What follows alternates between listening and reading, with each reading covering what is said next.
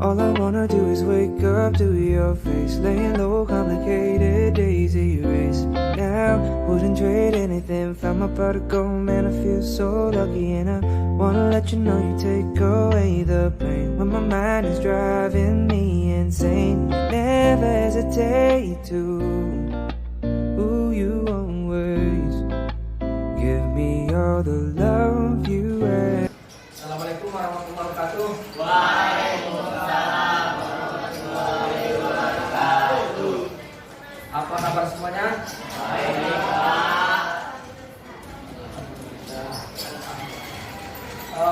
Baik, Pak. Sebelum kita mulai pembelajaran ini, ada baiknya kita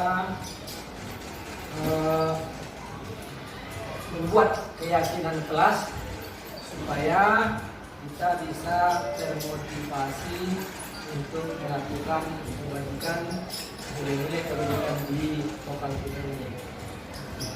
Keyakinan kelas ini sebenarnya adalah peraturan kelas untuk disiplin kita supaya kita nyaman dan aman berada dalam kelas ini. Kemudian kenapa keyakinan kelas? Karena ini lebih memotivasi kita secara intrinsik dari dalam untuk melakukan mentaati peraturan-peraturan yang kita sendiri.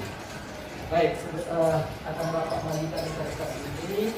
Nanti di dalam tulis satu keyakinan kelas yang kalian meyakini bisa untuk membuat lokal kita ini lebih nyaman lagi dalam belajar.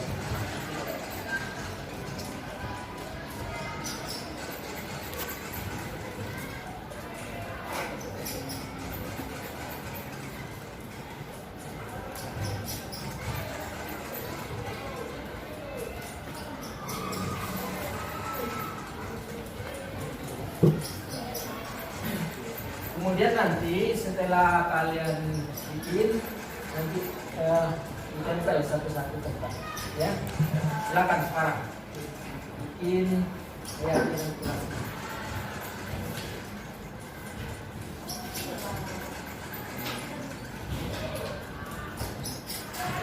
Sekarang.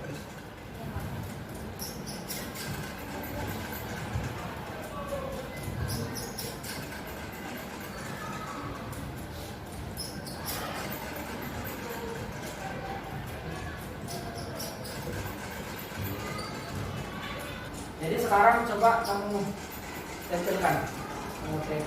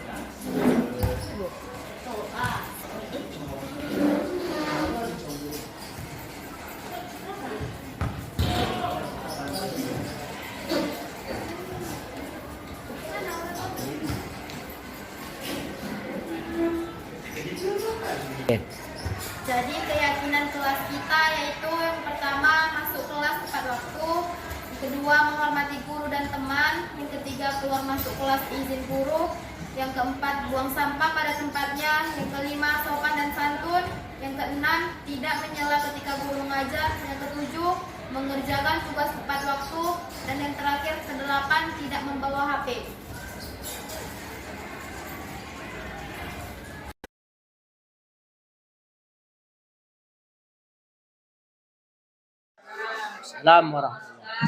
Selamat pagi Bapak dan Ibu guru sekalian. Mohon maaf mengganggu waktunya Bapak dan Ibu.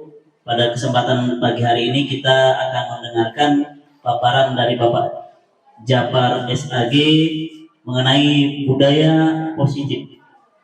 Baik Bapak dan Ibu, untuk lebih jelasnya waktu dan tempat kepada Bapak Jafar SAG kami persilakan.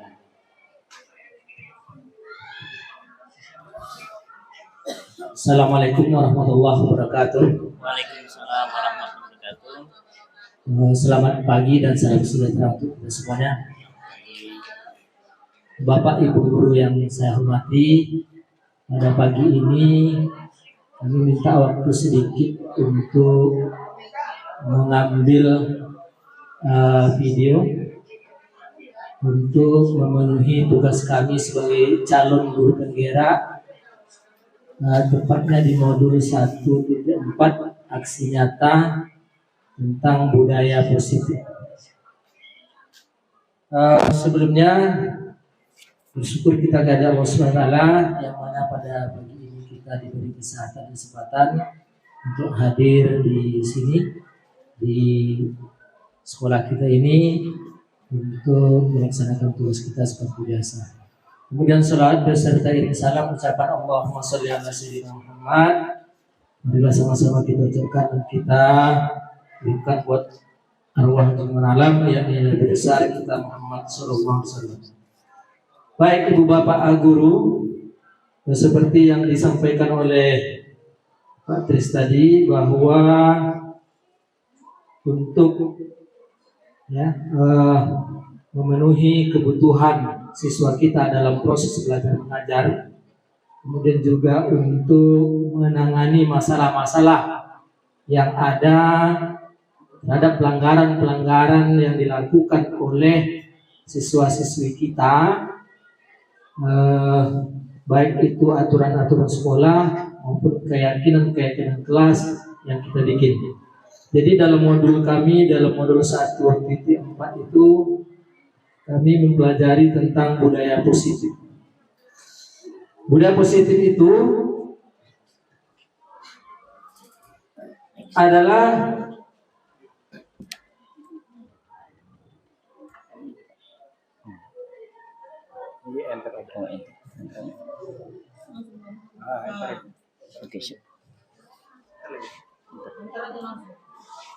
budaya positif adalah nilai-nilai atau keyakinan-keyakinan dan kebiasaan-kebiasaan di sekolah yang berpihak pada murid dapat berkembang menjadi pribadi yang kritis, penuh hormat, dan bertanggung jawab. Budaya positif merupakan perwujudan dari nilai-nilai atau keyakinan universal yang diterapkan di sekolah. Budaya positif diawali dengan perubahan paradigma tentang teori kontrol. Selama ini barangkali kita sebagai guru merasa berkewajiban mengontrol perilaku siswa agar memiliki perilaku yang sesuai yang diharapkan oleh guru.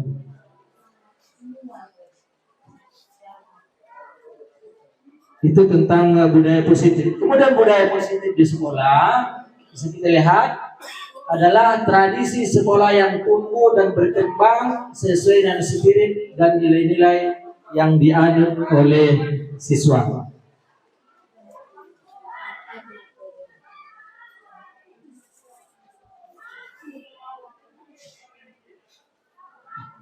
Budaya positif di sekolah, mengikuti budaya positif, lingkungan positif, keyakinan kelas ataupun peraturan kelas. Kalau dulu namanya peraturan kelas, kalau sekarang namanya keyakinan kelas.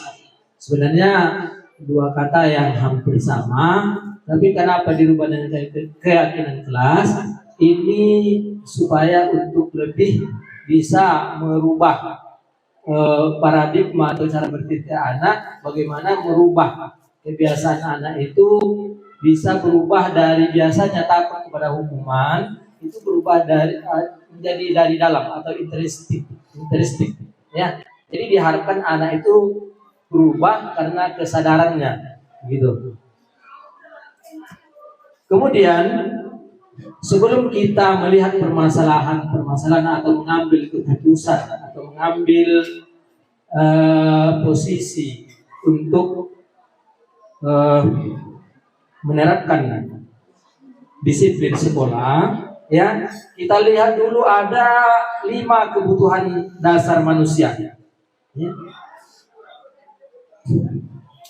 Jadi saya akan menjelaskan tentang sebelum menjelaskan tentang segitiga restitusi atau penyelesaian masalah anak dalam melanggar aturan atau keyakinan kelas, ya.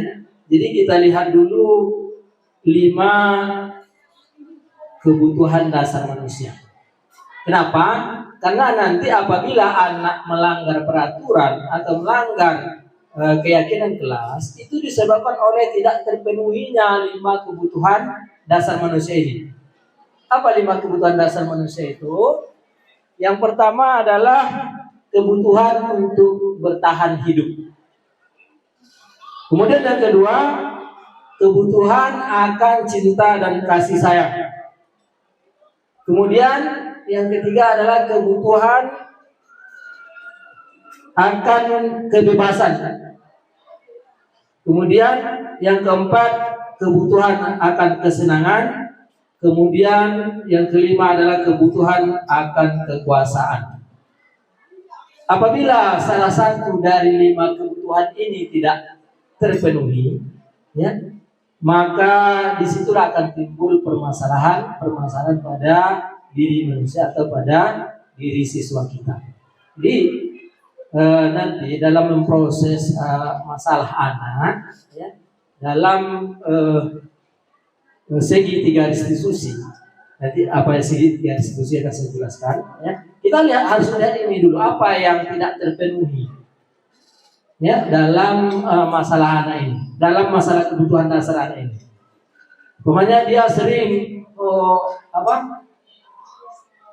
berkelahi di kelas, nah, dia ingin menunjukkan aktualisasi diri atau kebutuhan untuk bertahan hidup. Umpamanya dia tidak merasa dihargai, ya.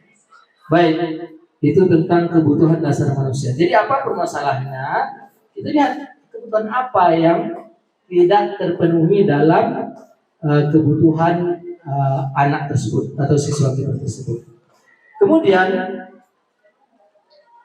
dalam menyelesaikan masalah siswa, kita juga harus melihat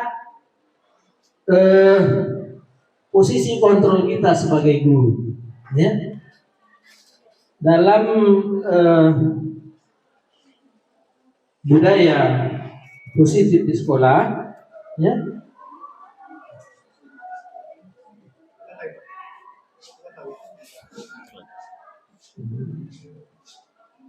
kita lihat dulu peta konsepnya. Yang pertama, petakan kekuatan diri kita untuk membangun budaya positif. Kemudian buat visi budaya positif, definisikan dan laksanakan serta tanamkan. Kemudian pahami kebutuhan dasar manusia. Kemudian laksanakan posisi kontrol guru sebagai manajer. Kemudian buat kesepakatan kelas. Ya, jadi di dalam posisi kontrol guru ini kita lihat ada 5, ya, posisi kontrol guru. Yang pertama, biasanya kita sebagai penghukum. Apabila ada anak yang bermasalah, kita hukum, kan begitu. Dan dari dulu seperti itu, kan. Tetapi ini sebenarnya kalau kita lakukan, itu adalah produk yang gagal karena anak tidak akan berubah nanti dari dalam. Ya, karena dia berubah karena takut kepada hukuman. Apabila hukuman tidak ada, maka dia akan kembali untuk melakukan pelanggaran. Kemudian yang kedua, sebagai pembuat rasa bersalah. Kadang-kadang kita kan kepada siswa kita bilang, kamu nggak kasihan sama ibu kan, yang telah capek-capek. Jadi anak merasa bersalah. Ini juga kurang tepat, karena nanti tidak semua anak nanti berpikir seperti itu, kan begitu. Nah, ini posisi kontrol kita yang kedua. Kemudian posisi kontrol yang ketiga, sebagai teman. Kita kadang-kadang menjadikan anak itu sebagai teman. Kita coba untuk mencari apa permasalahannya, kita akrab dengan dia, ya. Ini bagus. Tapi kalau dalam posisi kontrol kita ini juga masih kurang bagus ya. Kemudian yang keempat sebagai pemantau. Kita sebagai pemantau terhadap kesalahan anak kita catat, kita perhatikan, kita catat apa kesalahan, kemudian kita panggil ya. Kemudian yang kelima adalah sebagai manajer. Sebagai manajer ini adalah gabungan dari posisi kita sebagai teman dan juga sebagai pemantau ya. Jadi seorang manajer kalau ada anggotanya bersalah itu akan dibina. Cari apa permasalahannya ya, dilihat kebutuhan dasar apa yang. Jadi kalau kita sebagai posisi manajer, di situ nanti siswa akan bisa memahami, menyadari, kemudian merubah sikap-sikapnya yang selama ini bertentangan atau tidak sesuai dengan aturan-aturan yang ada di sekolah atau aturan-aturan keyakinan kelas yang dibikin bersama di kelas. Baik. Kemudian ya, posisi kontrol sebagai manajer adalah posisi yang pas untuk seorang guru dalam menegakkan disiplin siswa. Kemudian kalau ada masalah pada anak, kita menyelesaikan pakai segitiga restitusi. Ya.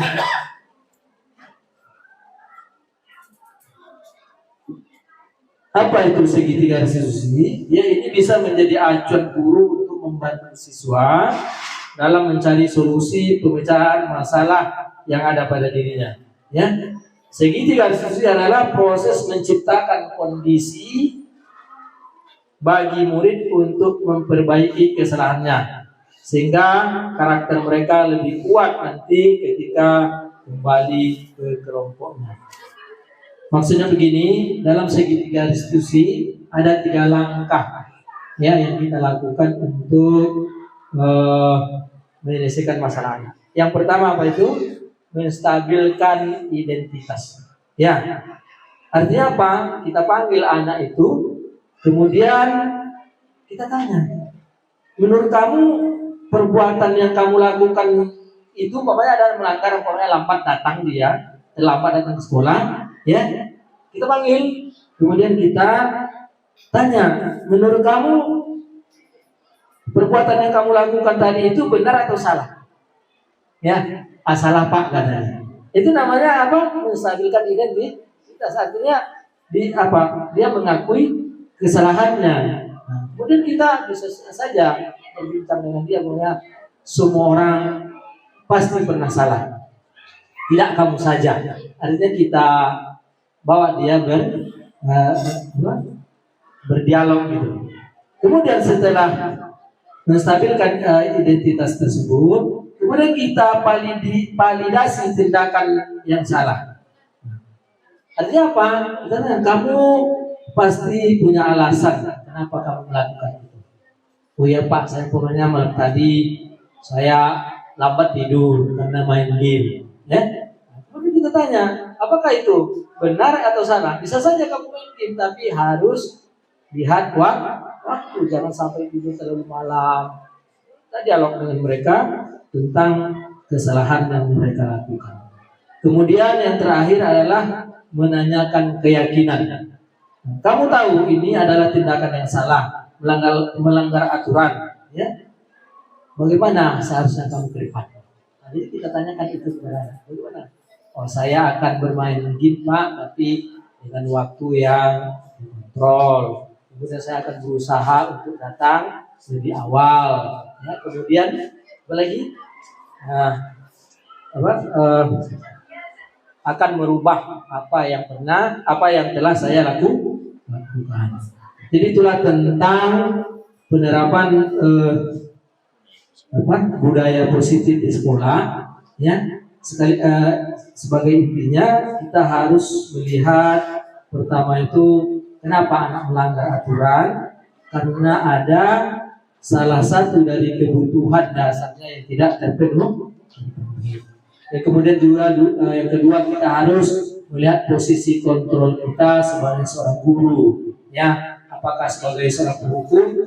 Kalau kita selalu menghukum, kalau dalam teori ini adalah sesuatu yang dibilang gagal atau tidak boleh lagi kita lakukan, karena kita mengembangkan jiwa anak itu sesuai kodrat zaman dan kodrat alam, sehingga dia bisa mencapai nanti kebahagiaan yang setinggi-tingginya, atau kalau dalam bahasa agama kita kebahagiaan dunia dan akhirat gitu.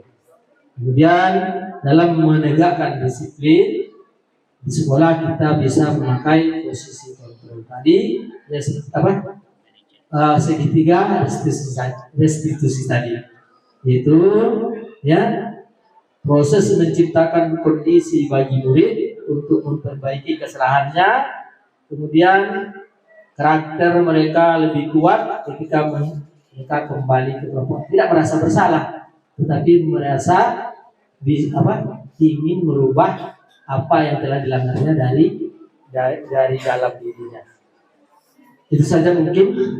Kalau ada hal-hal yang untuk dipertanyakan, bisa insyaallah nanti kita lanjutkan dalam sesi yang lain. Terima kasih. Assalamualaikum warahmatullahi wabarakatuh.